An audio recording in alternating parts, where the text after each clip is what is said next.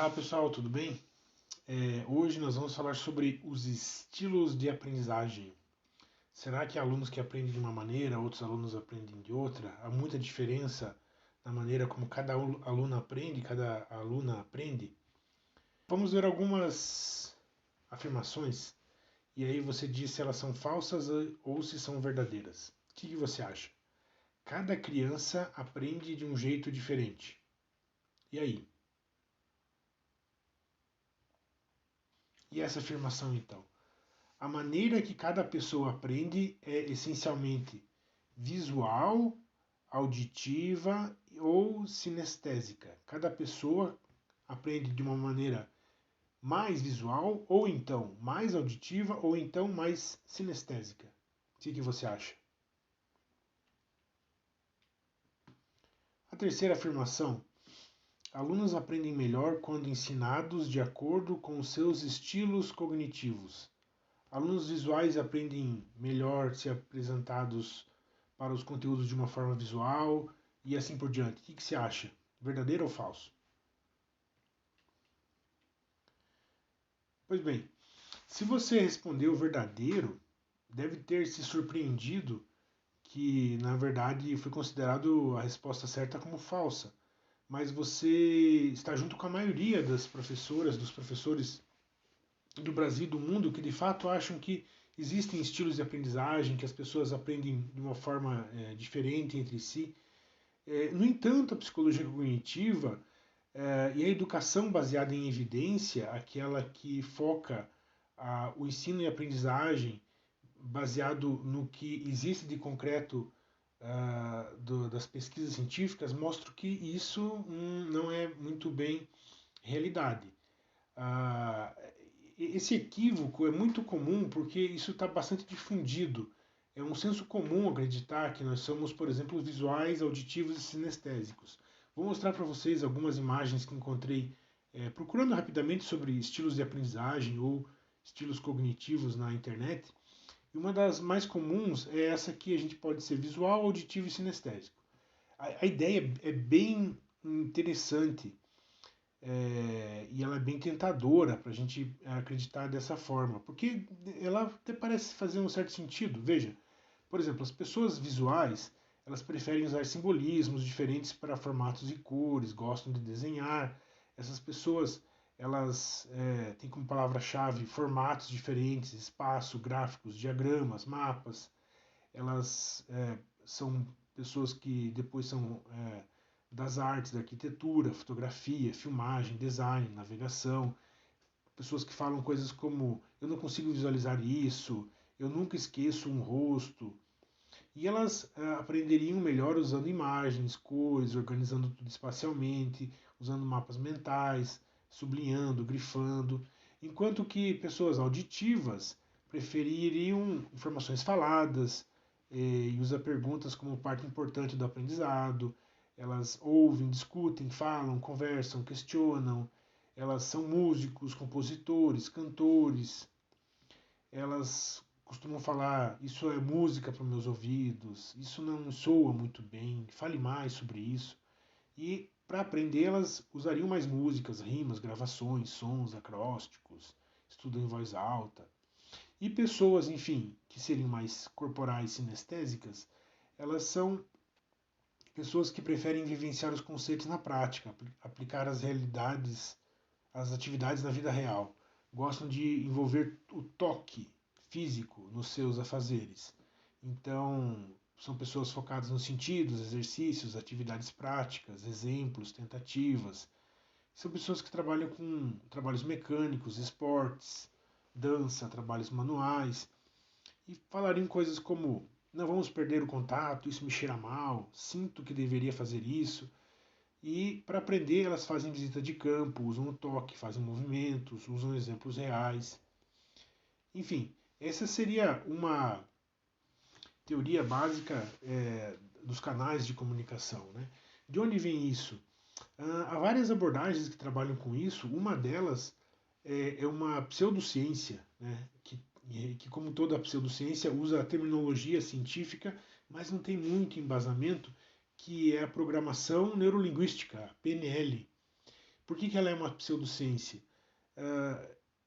Apesar de ela falar de cérebro, apesar de ela falar de aprendizagem, ela não se baseia em pesquisas e métodos empíricos que são bastante rigorosos, como costumam ser os métodos das ciências tradicionais. E ela fala justamente que a gente teria esses canais de comunicação. Mas ela não é a única. Existem outras teorias, é, é, por exemplo, que acrescentariam ao visual, ao auditivo e ao sinestésico pessoas que aprenderiam mais pelo método de leitura ou da escrita, né? Chamado estilos de aprendizagem VARC. Talvez você já tenha ouvido falar também dessa teoria específica que é muito parecido com a anterior. E assim você vai encontrar outras teorias. Existe o ciclo de aprendizagem do Kolbe, em que a pessoa ela aprende ou por exemplos mais concretos, ou conceitos mais abstratos, ou então uma experimentação mais ativa, ou uma observação mais reflexiva. Aí você teria esses 4 perfis de aprendizagem, ou então outros modelos teóricos ainda. Mas qual que é o problema desses modelos? Eles são muito interessantes e até poderiam fazer sentido. O problema é que quando a gente vai na prática de pesquisa e testa, a gente verifica que não é bem assim. As pessoas, de fato, elas gostam mais, elas preferem mais aprender de um jeito ou de outro, estudar de uma maneira ou de outra, mas isso não necessariamente reflete na qualidade da aprendizagem delas. Existem inúmeros estudos científicos, até porque essas ideias elas não são de hoje, elas têm décadas já atravessando a educação, e esses estudos científicos, dezenas deles, vêm testando isso e verificando. Esse aqui é uma pesquisa de 2008 que ela faz uma revisão sistemática da literatura sobre todas as pesquisas empíricas anteriores que testaram os estilos de aprendizagem. Então, esses autores eles partem da seguinte ideia: olha só, você teria, por exemplo, uma pessoa auditiva e uma pessoa visual. E aí se separa essas pessoas e aplica-se 2 métodos, o método 1 e o método 2. O método 1, por exemplo, seria um método bem visual para aprender determinado conceito ou conteúdo, e o método 2 seria um método bem auditivo para aprender determinado conceito. Se é verdade que as pessoas têm estilos cognitivos diferentes, o padrão das pesquisas seria esse. Então, o padrão, se essa teoria está correta, dos estilos de aprendizagem, seria esse. Por exemplo, pessoas que são visuais. Com um método visual, aqui o método visual, elas têm um desempenho alto. E um método auditivo, elas teriam um desempenho baixo para aprender determinado conteúdo. Enquanto pessoas auditivas, com método auditiva, teriam um desempenho alto, e com método visual teria um desempenho baixo. Estão percebendo a ideia? Então haveria um cruzamento entre esse desempenho. E existem outras situações em que pessoas com um determinado estilo, mudando o método, não tem esse determinado cruzamento. Pois bem, esses autores, assim como outros estudos, mostraram que não se verifica esse tipo de padrão aqui, né, em que uma situação, por exemplo, você aprender poesia visualmente para pessoas visuais tem um desempenho melhor do que aprender poesia de uma forma auditiva para pessoas auditivas. Não, a gente não consegue ver esse padrão quando verifica isso empiricamente. Então é por isso que essa teoria dos estilos de aprendizagem ela é meio falha, ou melhor, ela é bastante falha. A gente considera até como um neuromito, um mito que está arraigado na educação e que não corresponde muito bem à realidade. No fundo, aprender poesia, por exemplo, é melhor ouvindo, né? Poesia independente se você é uma pessoa que gosta mais de se mexer ou gosta mais de ver. Afinal de contas, do conteúdo, da característica própria da poesia ela ser mais auditiva, mas ser mais linguística e assim por diante. Né? Se você vai aprender, por exemplo, geografia, é interessante que seja na parte de cartografia, de mapas, que seja algo mais visual, independente da maneira como você costuma estudar ou gosta mais de estudar. Além disso, existe uma teoria a respeito da inteligência chamada teoria da inteligências múltiplas, proposta por Howard Gardner na década de 80. E ela é bastante famosa. E Gardner propôs inicialmente 7 tipos de inteligência. Ele diz que as pessoas elas teriam um domínio maior ou menor de determinadas áreas de uma forma bastante distinta. Essas áreas seriam a inteligência verbal, linguística, lógico-matemática, visual e espacial, uma inteligência intrapessoal e uma inteligência interpessoal. Além disso, uma inteligência musical e uma inteligência corporal sinestésica. Inicialmente eram essas 7 inteligências, depois ele acrescentou uma inteligência naturalística, ainda mais ele acrescentou inteligência existencial humanista, inteligência pictórica, outros tipos de inteligência, na medida que ele ia avançando na sua teoria. De onde ele tirou essas 7, depois 8, 9, 10 inteligências? Os critérios que ele utilizou eram diferentes dos critérios utilizados nas teorias que nós estudamos a respeito da inteligência. Não era baseado em testagem ou modelos matemáticos. Ele usou critérios de lesão cerebral, de que pessoas que tivessem uma lesão, por exemplo, que a matemática e a lógica fosse comprometida, isso não afetaria a habilidade, por exemplo, de dançar ou a habilidade de ouvir música.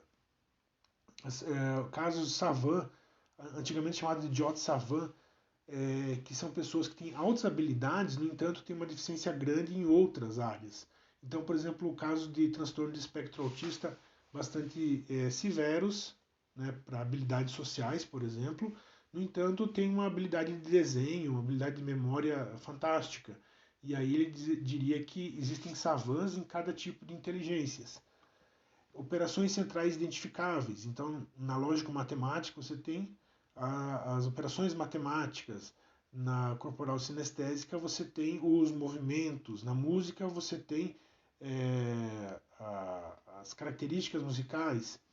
Pessoas têm de graus de desenvolvimento diferentes. Uma pessoa pode ser muito boa na inteligência linguística e pouco boa na inteligência intrapessoal. Existiriam todas essas diferenciações. Além disso, todas as inteligências serviriam para resolver problemas do ambiente. Quando você executa atividades de inteligência diferentes, isso atrapalha menos do que fazendo da mesma inteligência. Por exemplo, se você está fazendo um cálculo matemático, você fazer ao mesmo tempo uma outra conta é muito mais difícil do que você correr enquanto faz um cálculo matemático. Ele se utilizou um pouco de testagem psicométrica, mas menos do que nas outras teorias, e a própria codificação simbólica. Cada inteligência teria uma maneira de representar. Você teria mapas na inteligência visual, você teria o alfabeto, na inteligência verbal, você teria os números na inteligência lógico-matemática, a partitura, por exemplo, a inteligência musical e assim por diante. No entanto, essa teoria do Gardner ela tem sido bastante questionada do ponto de vista acadêmico, porque falta embasamento. Algumas ideias que ele trouxe, por exemplo, a ideia da diferenciação entre as inteligências, sabe-se que elas não são tão distintas entre si. Por exemplo, quem já estudou música sabe que música tem uma boa base matemática. E na medida que você se desenvolve na música, você também tem um acréscimo do teu desempenho lógico-matemático. Ou então que a habilidade intrapessoal está muito relacionada com a interpessoal e o visual, com aspectos corporais. De modo que essa teoria ela tem bastante força ainda no âmbito das escolas, né, e até mesmo do senso comum, mas, no entanto, ela vem sido bastante questionada no âmbito acadêmico por não ter um embasamento tão forte quanto as demais teorias da inteligência, que são muito mais robustas nesse sentido. De modo que a gente pode concluir que há mais semelhanças do que diferenças entre os alunos. Claro que cada um de nós aprende de maneira diferente, mas comparados, todos os alunos e alunas, não há tanta diferença assim. Há muito mais semelhanças do que diferenças. Assim como na medicina, cada organismo vai reagir a um tratamento de forma diferente, de maneira geral, as pessoas reagem de uma forma bem parecida a protocolos de tratamento que estão bem estabelecidos. E o principal é o que o professor, quando for pensar no maneiras de ensinar, é mais importante que ele adeque o ensino de acordo com o conteúdo do que com os estilos dos estudantes, das estudantes. Na medida em que você não precisa se preocupar em fazer uma aula que atinja alunos sinestésicos, corporais, visuais.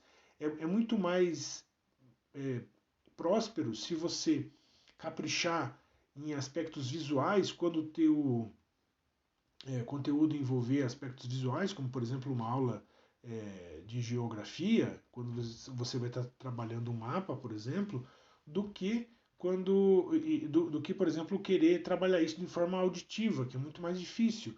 E quando estiver trabalhando, por exemplo, música, claro que estabelecer dessa forma. Ao contrário, é, a integração entre os vários sentidos tem se mostrado muito mais efetivo do que você pensar em dividir e para poder atingir as diversos estilos de aprendizagem que os alunos teriam.